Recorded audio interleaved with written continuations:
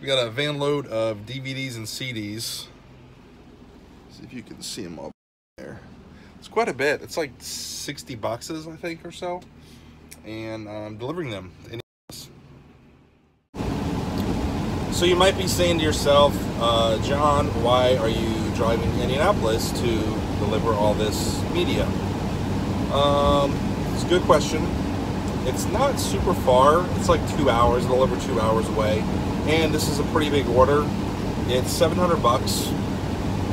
So I got to move this stuff. I'm happy to get, a pretty good chunk of money for it. Would I drive 2 hours for a $100 order? No, probably not. But I like doing road trips. Unfortunately, it's really rainy and crappy today. Weather just sucks. I feel like it's got to have a balance to it in Cincinnati. Like, we can't have a whole week of good weather. Literally, the last week in Cincinnati weather, this is what it's been. Sunday it snowed. It was like 30 degrees. Tuesday it was 75 degrees and sunny. And today it's now 50 degrees and rainy. So go figure, nothing can stay the same. But I'm curious, guys, if you have ever driven a long ways to make a deal, to make a sale, let me know in the comments below what the deal was, like what you sold, and how far you drove, and how much it was for.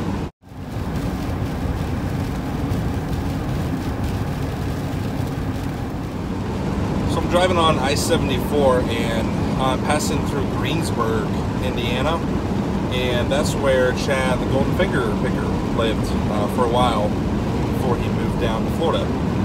So shout out to Chad.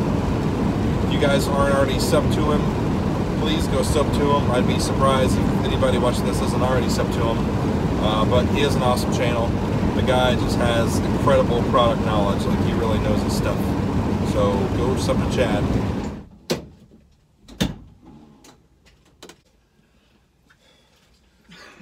Alright, some of these have like mixtures of different things. So I went ahead and threw in 5 extra boxes for you than what we talked about.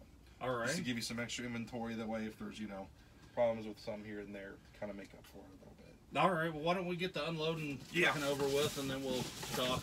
Sounds good. So I figured let's put DVDs to the right, CDs to the left. You guys. Huh?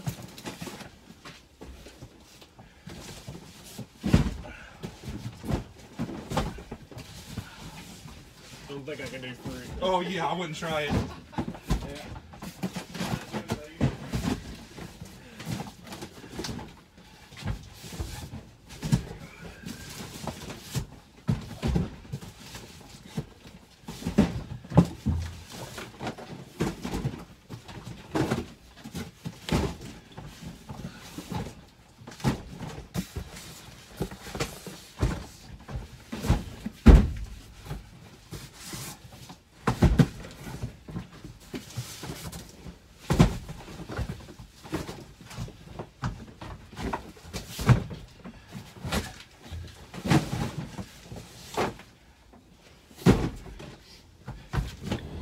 Alright, DVDs and CDs are delivered.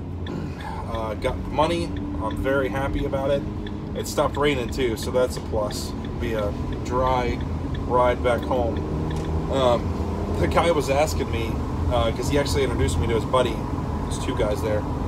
And he was asking, did you scan the CDs for Amazon? I said, no, I don't do, I've never sold on Amazon. And I just didn't want to take the time to scan all the CDs, to be honest, because I kind of felt like they'd be a needle in a haystack finding valuable ones, so I didn't do any scanning.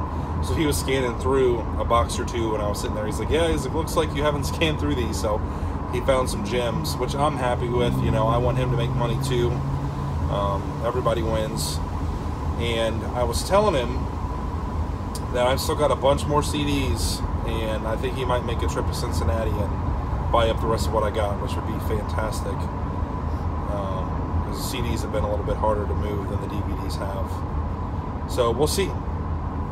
I made a resolution for 2018 to do more interviews on my channel. I used to do them pretty regularly, and I just stopped doing them. I got busy or whatever reason.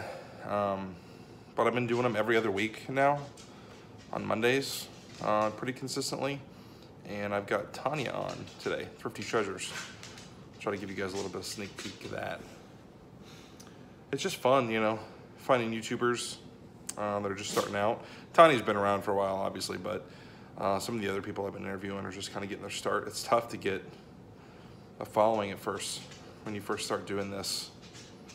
I remember starting out like I couldn't get any subscribers, and then more and more people were helping me out and giving me shout outs, and you know, that's how the channel grows.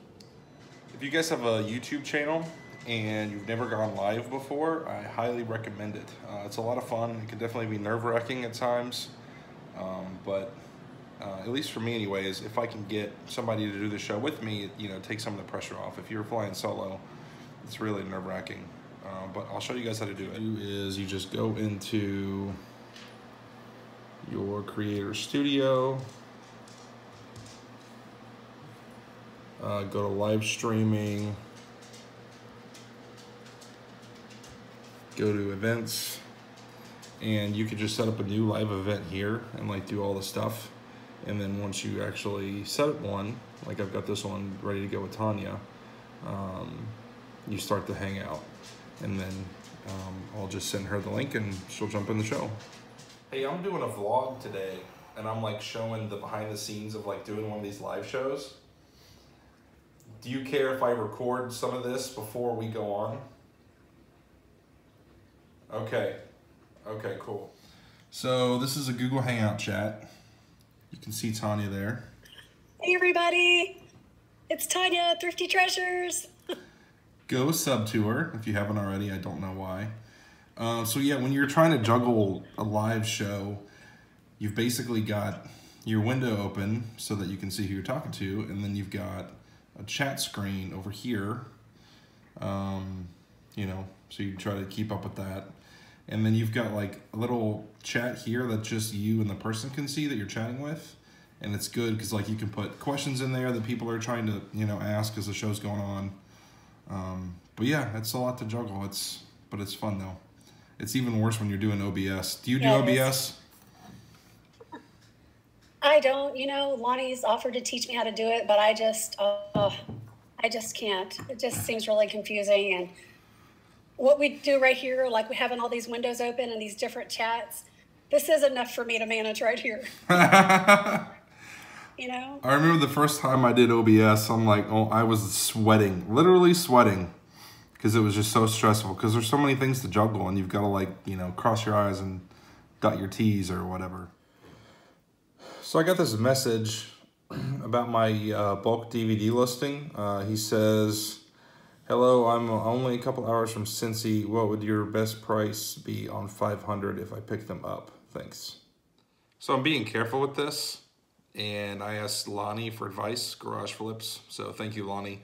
Anytime somebody messages you about like local pickup or, you know, can we do this deal on the side, something like that, eBay flags messages very easily. And they can, you know, like suspend your account. Pete, this happened to Pete, the Craigslist hunter. His account was suspended for a week.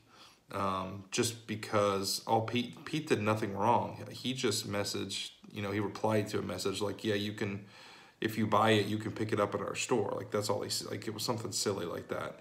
So you really want to be careful with what you do. Lonnie gave me good advice. You know, he said to make a custom listing for the 500 and say like, yeah, here, I made a listing for you. That's, you know, that's all it is, like local pickup. And if he wants to buy it through eBay, because as long as you're keeping it through eBay and you're not, you know, circumventing them or doing business outside of them, you're usually safe. 2 days ago it snowed, and now it's 73 degrees outside. In t-shirts. Oh my God, we're both wearing Foo Fighter shirts. Whoa. At least it's not the same one. Accidental. We're like the Foo Fighters fan club. Darcy, where's yours? I know